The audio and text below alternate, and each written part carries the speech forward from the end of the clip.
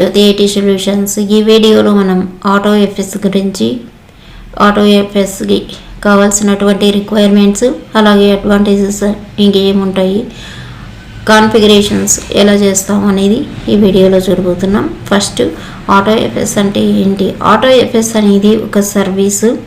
ఇది ఆటోమేటిక్గా మౌంట్ చేస్తుంది షేర్డ్ డైరెక్టరీని. ఏదైతే సర్వర్ డైరెక్టరీని షేర్ చేసిందో దాన్ని క్లయింట్ సైడ్ ఆటోఎఫ్ఎస్ ద్వారా మనం ఆటోమేటిక్గా, అంటే మాన్యువల్గా కాకుండా ముందే ప్రిపేర్ చేసుకోవడం వల్ల ఆటోమేటిక్గా మనకి ఎప్పుడైతే షేర్డ్ డైరెక్టరీ వస్తుందో అప్పుడు మౌంట్ అయిపోతూ ఉంటుంది.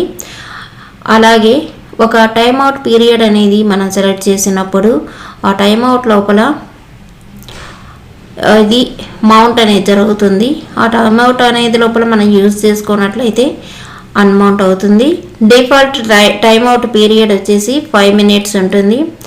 దీనిని ఈ టైమ్అవుట్ పీరియడ్ అనేది /etc/auto.master అనే ఫైల్లో మనం స్పెసిఫై చేస్తాము. ఇది ఆటోఎఫ్ఎస్ అంటే. ఇక ఆటోఎఫ్ఎస్ చేయడానికి మినిమం రిక్వైర్మెంట్స్ ఏం కావాలి అంటే, దీనికి ఒక ఆటోఎఫ్ఎస్ ప్యాకేజ్ అనేది కావాలి.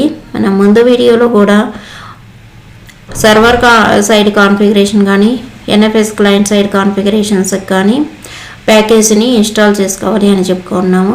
అలాగే ఆటోఎఫ్ఎస్ కూడా ఆటోఎఫ్ఎస్ ప్యాకేజ్ అనేది మనం ఇన్స్టాల్ చేయాలి క్లయింట్ సైడు. అలాగే ఆటోఎఫ్ఎస్ డీమాన్ కూడా అవసరమవుతుంది. ఒక షేర్డ్ డైరెక్టరీ, ఒక మౌంట్ పాయింట్, అలాగే 2 కాన్ఫిగరేషన్ ఫైల్స్. ఈ 2 కాన్ఫిగరేషన్ ఫైల్స్ ఏంటంటే /etc/auto.master /etc/auto.miscellaneous MISC అని రాస్తాం. మిస్లేనియస్ అనేది ఫుల్గా అయితే రాయం, ఇక్కడ MISC అనేటటువంటిది ఇస్తాము. ఇవైతే మనకు ఆటోఎఫ్ఎస్ చేయాలి అనుకుంటే ఒక మౌంట్ పాయింట్ని ఆటోమేటిక్గా మనం మౌంట్ చేయాలి అనుకున్నప్పుడు ఈ రిక్వైర్మెంట్స్ అయితే మనకు తప్పనిసరిగా కావాలి. ఇంకా నెక్స్ట్ ఆటోఎఫ్ఎస్ కాన్ఫిగరేషన్ ఎలా ఉంటుందో చూద్దాము. కాన్ఫిగరేషన్కి ఫస్ట్ ఎం అనే రిపాజిటరీలో మనకు అన్ని ప్యాకేజెస్ ఉంటాయి కాబట్టి ఎం అనేటటువంటి కమాండ్తో ఇన్స్టాల్ ఆటోఎఫ్ఎస్ స్టార్ ఇచ్చినట్లయితే ఆటోఎఫ్ఎస్కి సంబంధించినటువంటి ఫైల్స్ అన్నీ కూడా, ప్యాకేజెస్ అన్నీ కూడా ఇన్స్టాల్ అవుతాయి. -y అనేటటువంటి ఆప్షన్ కూడా ఇవ్వాలి. దీన్ని ఫస్ట్ మనం క్లయింట్ సైడు ఈ ప్యాకేజీని ఇన్స్టాల్ చేసుకోవాలి. ఈ ప్యాకేజ్ అనేది సక్సెస్ఫుల్గా ఇన్స్టాల్ అయిన తర్వాత నెక్స్ట్ స్టెప్లో మనం /etc/auto.master అనే ఫైల్ని VI కమాండ్తో కానీ విమ్ కమాండ్తో కానీ ఓపెన్ చేసుకోవాలి. ఓపెన్ చేసుకున్న తర్వాత ఇక్కడ క్లయింట్ లోకల్ మౌంట్ పాయింట్ ఒకటి ఇస్తాము. దాని తర్వాత /etc/auto.miscellaneous అంటే MISC అనేటటువంటి ఆ ఫైల్ నేమ్ని ఇక్కడ ప్రొవైడ్ చేయాలి. $timeout = 60 seconds. ఇది 60 అనేది సెకండ్స్లో ఇస్తాము. 60 seconds అంటే 1 minute, లేకపోతే 60 seconds అయినా చెప్పుకోవచ్చు 60 అనేదాన్ని. ఇప్పుడు ఎగ్జాంపుల్ కోసం నేను ఇక్కడ చూపించినటువంటిది /MNT అనేది client local mount point already ఉంటుంది. దాని లోపల మనం ఇంకొక మౌంట్ పాయింట్ని క్రియేట్ చేస్తాం. కానీ ఇక్కడ auto.master అనే ఫైల్లో కాదు, /MNTలో మనకు ఒక డైరెక్టరీ క్రియేట్ కావాలి. దానికోసమే /MNT ఇస్తాం. /etc/auto.miscellaneous అనేటటువంటిది ఇంకొక కాన్ఫిగరేషన్ ఫైల్ నేమ్ను మాత్రమే ఇక్కడ ప్రొవైడ్ చేస్తాము. ఈ 2 ఫీల్డ్స్ ఉంటే సరిపోతుంది. థర్డ్ ఫీల్డ్ ఏదైతే $timeout period = 60 అనేటటువంటి ఉందో దానిని మనం స్పెసిఫై చేసినప్పుడు ఆ టైం లోపల మౌంట్ అనేది జరుగుతుంది. లేకపోతే 5 minutes వరకు ఈ వెయిట్ చేసి 5 minutes డిఫాల్ట్ టైం వచ్చేసి 5 minutes వరకు ఉంటుంది. ఆ టైంలో మౌంట్ అవ్వడం జరుగుతుంది. ఇలా ఇచ్చిన తర్వాత ఈ ఫైల్ని సేవ్ చేసి క్విట్ చేసుకుంటాము.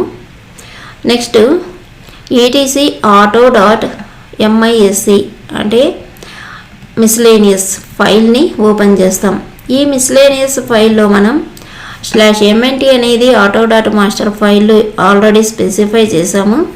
ఈ ఫైల్ను కూడా VI కమాండ్తో కానీ విమ్ కమాండ్తో కానీ ఓపెన్ చేసుకుంటాము. ఇక్కడ ఫస్ట్ ఫీల్డ్లో క్లయింట్ టెంపరరీ మౌంట్ పాయింట్ ఇస్తాము. ఆ తర్వాత పర్మిషన్స్ ఇస్తాము. రీడ్ ఓన్లీ పర్మిషన్స్ కావాలన్నా రీడ్ రైట్ పర్మిషన్స్ కావాలా అనేటటువంటిది హైఫన్ ఇచ్చి ఆ పర్మిషన్స్ ఇస్తాము. దాని తర్వాత సర్వర్ యొక్క ఎన్ఎఫ్ఎస్ సర్వర్ యొక్క ఐపీ అడ్రస్ కానీ హోస్ట్ నేమ్ కానీ ఇస్తాము. కోలన్ ఇచ్చి సర్వర్ మనకు ఏదైతే డైరెక్టరీని షేర్ చేస్తున్నదో ఆ షేర్ డైరెక్టరీ నేమ్ని ఇక్కడ ప్రొవైడ్ చేస్తాము. ఇవి ఇక్కడ కూడా etc/auto.miscellaneous ఫైల్లో కూడా 3 ఫీల్డ్స్ ఉంటాయి. ఈ 3 ఫీల్డ్స్లో ఇక్కడ నేను ఎగ్జాంపుల్గా ఎన్ఎఫ్ఎస్ అనేటటువంటి మౌంట్ పాయింట్ కోసం ఎన్ఎఫ్ఎస్ అనేటటువంటి నేమ్ని ఇక్కడ ఇచ్చినాను. దాని తర్వాత read only hyphen read only కానీ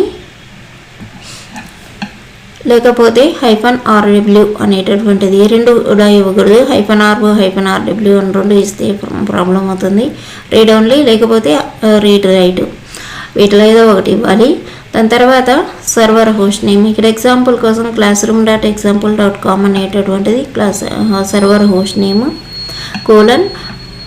/public అనేది షేర్ డైరెక్టరీ. ఇది ఇచ్చిన తర్వాత ఈ ఫైల్ని కూడా /etc/auto.miscellaneous ఫైల్ని కూడా సేవ్ చేసుకుంటాం, క్విట్ చేస్తాం. తర్వాత ఇలా సేవ్ చేసి క్విట్ చేసిన తర్వాత ఇక్కడ ఆటోఎఫ్ఎస్ సర్వీస్ని రీస్టార్ట్ చేయాలి. అది వర్షన్ బట్టి మనకు కమాండ్ ఉంటుంది.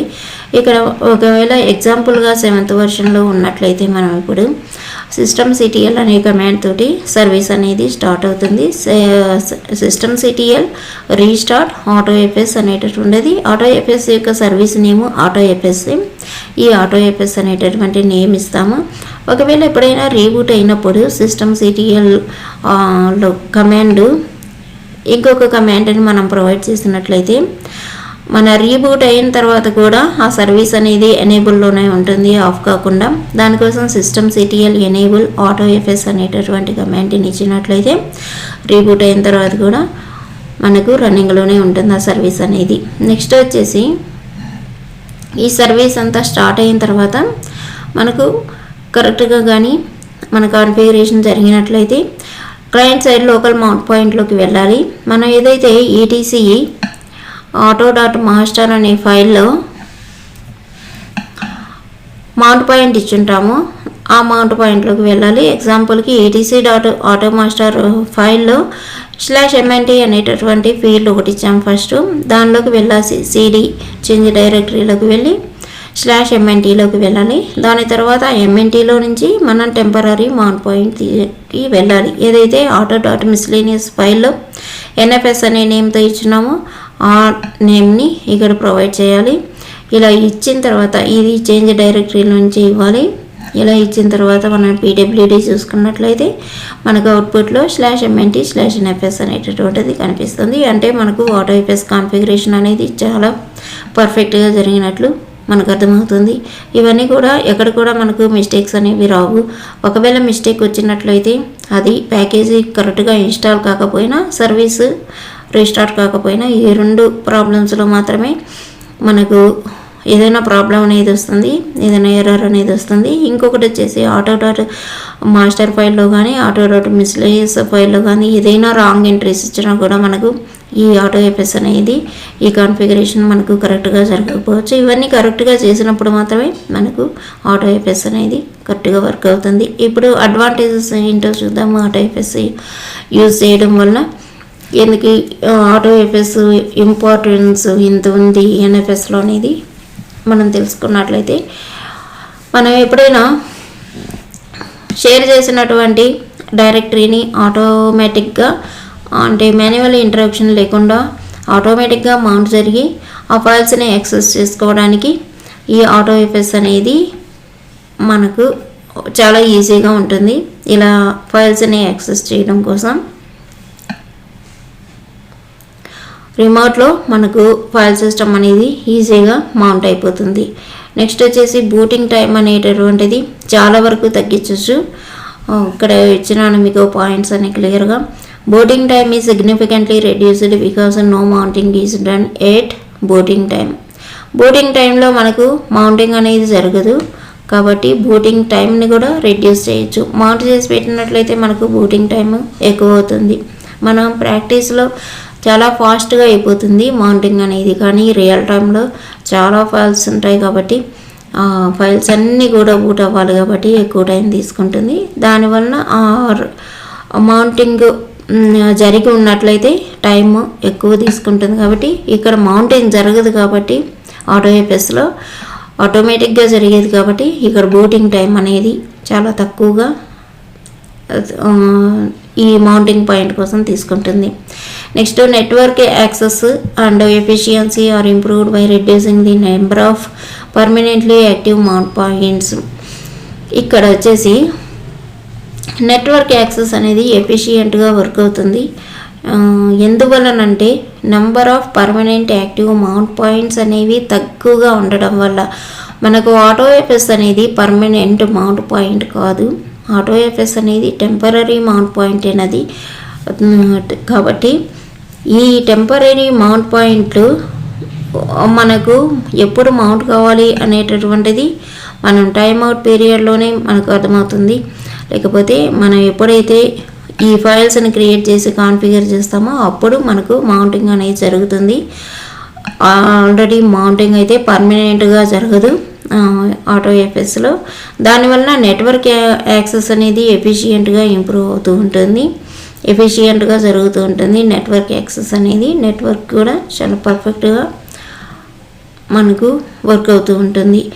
Failed mount requests can be reduced by designating alternative servers as the source of a file system. Number of number of క్లయింట్స్కి షేర్ చేయడం వల్ల సేమ్ ఫైల్ని ఫెయిల్డ్ మౌంట్ రిక్వెస్ట్స్ అనేవి చాలా తక్కువగా ఉంటాయి.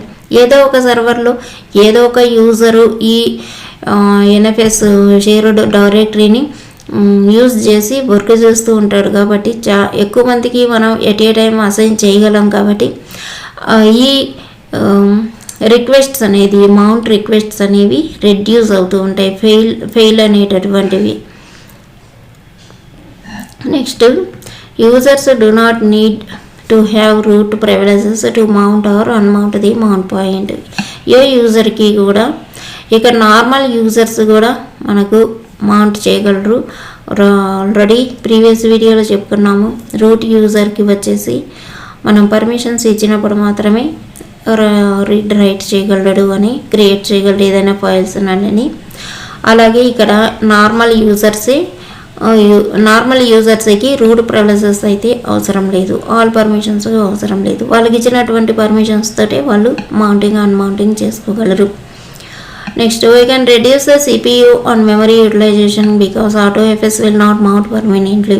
ఆల్రెడీ చెప్పినాను, ఆటోఎఫ్ఎస్ అనేది పర్మనెంట్గా మౌంట్ అయ్యేది కాదు అని. దానివలన సిపియు మెమరీ యూటిలైజేషన్ కూడా చాలా వరకు తగ్గుతుంది. సిపియు వేరే ఫైల్స్ కోసం, వేరే సర్వర్లో జరిగేటటువంటి వేరే వర్క్స్ కోసం సిపియు కానీ మెమరీ కానీ దానికోసం యూటిలైజ్ చేసుకుంటుంది సర్వర్ అనేది.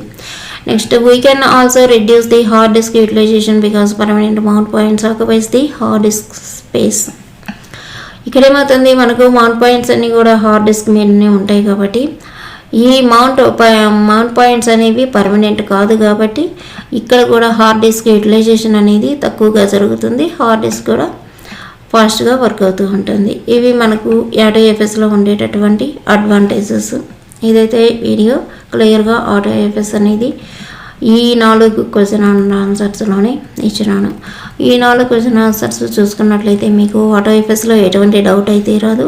ఆటోఎఫ్ఎస్ చెప్పే వాళ్ళని బట్టి మనకు అర్థమవుతుంది. ఆటోఎఫ్ఎస్ అందరూ కూడా క్లియర్గా చెప్పలేరు. ఇక నేను చేసినటువంటి ఎన్ఎఫ్ఎస్ వీడియోలు అందరూ కూడా 2 days మాత్రమే టైం తీసుకొని చెప్తారు. ఇన్ని వీడియోస్లో ఇంత క్లియర్గా అయితే మనకు బయట అక్కడ కూడా చెప్పరు. Thanks for watching. నెక్స్ట్ వీడియోలో కలుద్దాం.